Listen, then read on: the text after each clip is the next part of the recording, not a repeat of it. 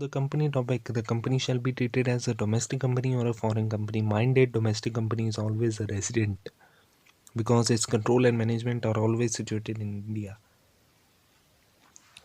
Since the control and management of the Indian company is always situated in India, Indian company is always a resident in India.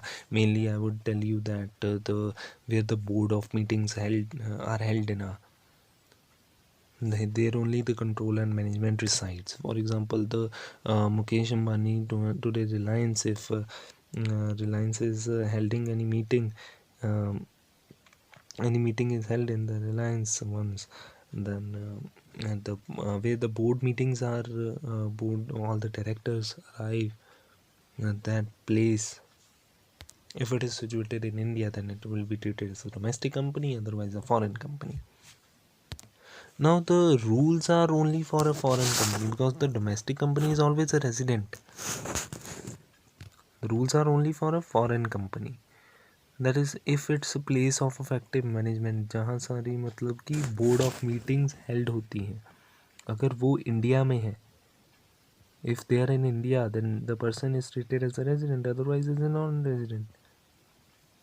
The important thing here also, I'll let you know that in a company we mean wholly that the place of effective management, if it is in India, then it is a resident, otherwise it is non-resident. In HUF we have learned that wholly or partly in India, then a person in, even if the control is partly in India, he will still be treated as a resident HUF. But it is not with the company. If a company place of effective management, that is the meetings are held in India, then it is resident, otherwise non-resident. Company में होली होता है और HUF में होली और partly होता है. ये मैं हिंदी में लिख लेता हूँ ताकि मुझे याद रहे. आप लोग भी लिख लिया करो, ईजी रहता है. Now it's the time for the part 2.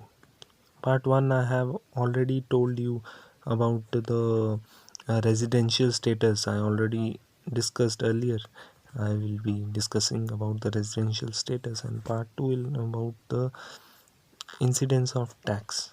Means the tax which is the income, that is the income of an individual shall be taxed to him or not, shall be a taxable portion for him or not. So in residential status we have first of all read about the individual, then an HUF, then a company. Minded AOP and BOI are the same for the rules are same for the AOP and BOI and the company.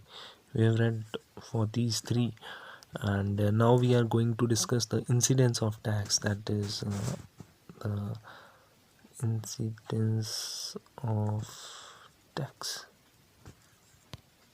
So getting onto the topic, income received in India during the previous year. If you are receiving, this is the common thing you have to keep in mind. If you have received any income in India during the previous year, it shall be taxable for all the three. It does not have difference that it does not make difference that you are resident or non-resident or non-resident.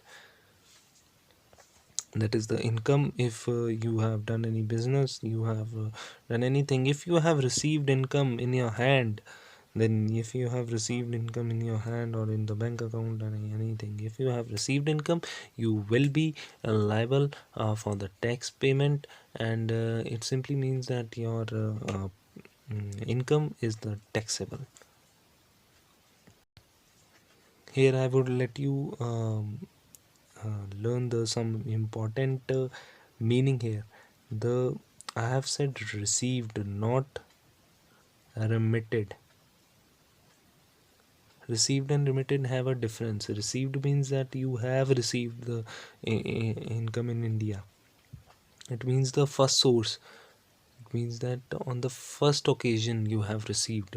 First occasion की बात हो रही है यहाँ पे. It means that you have earned any income in the Canada, and you have now remitted means transferred your income to India, then that income shall not be taxable. I mean, in this rule we are not talking about that. We are talking just about the income which is received in your hand. The second one is the income deemed to be received in India, whether accrued in India or not. It means that it hardly makes any difference if it is an accrued means होता है receive नहीं हुई but accrue हो गई, मतलब you have मान लेते हैं the government believe that you have received that income. It is deemed that you have received that income. They do not pay heed to you have accrued or arise that income in India or outside India. It doesn't make any difference of all. For example is the TDS or the RPF. If the RPF, if the money in the recognized provident fund, mm, and annual accretion is there, interest have been added to your RPF account, then you have been benefited from it. For example, employee has invested 100 rupees and he had got rupees 10 as an interest. Then there is an annual accretion and you have not received that income, but it is deemed that you have received that income. Means in actual you have not received that income, but it is deemed by the government that you have received that income. This income shall also be treated as taxable. So first was income received in India, and the next one is income deemed to be received. This is also taxable for all the three individuals.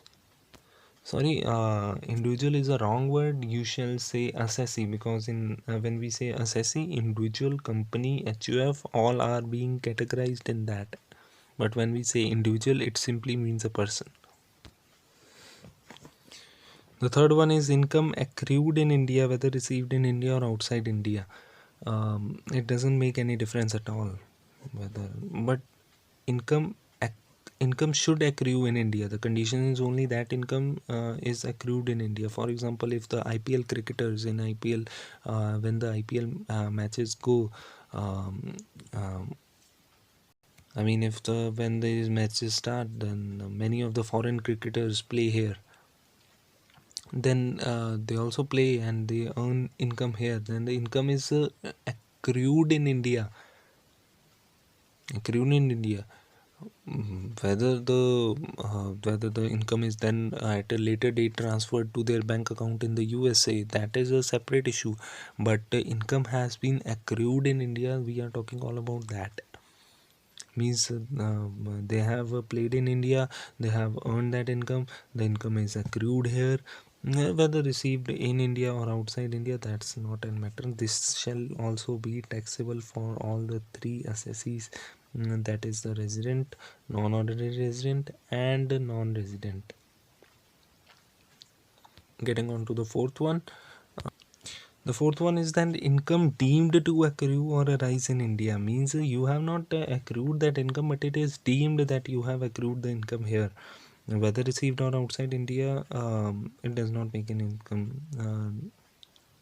Feel the difference between the third and the fourth. It is the income accrued, and here income is deemed. Deemed means deemed wherever the word deemed comes.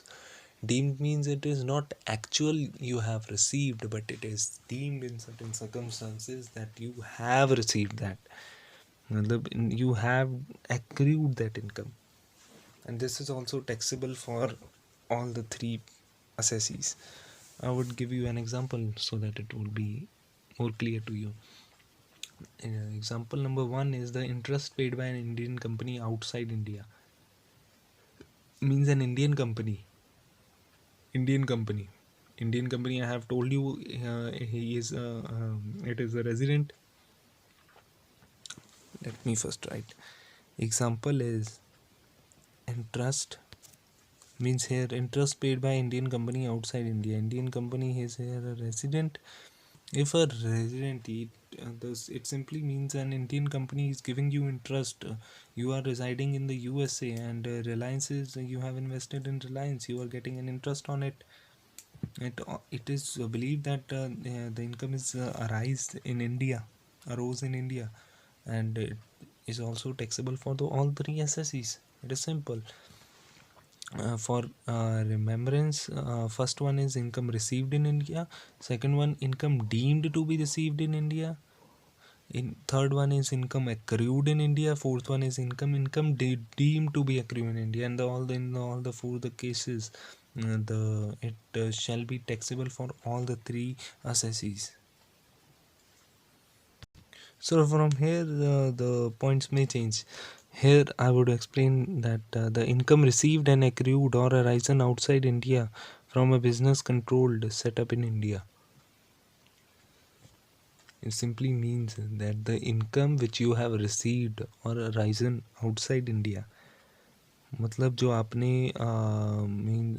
आपने receive की या आपकी accrue होगी, मतलब you have earned for it, ये बाहर हुआ है यूएस से. In USA you have received, for example in USA you have received an income or earned that income, but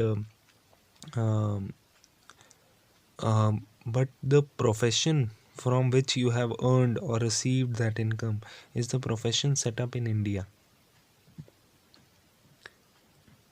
Believe na, take it an example, take your own practical example. I would remind you, here is the resident, here is the non-ordinary resident, ROR, NOR and the NR. You have received an income in the Canada में आपको एक income होती है receive, ठीक है, but the business which you have, from where this money you have earned or received, is the business is controlled in India. Here the control which I am saying is the wholly or partly.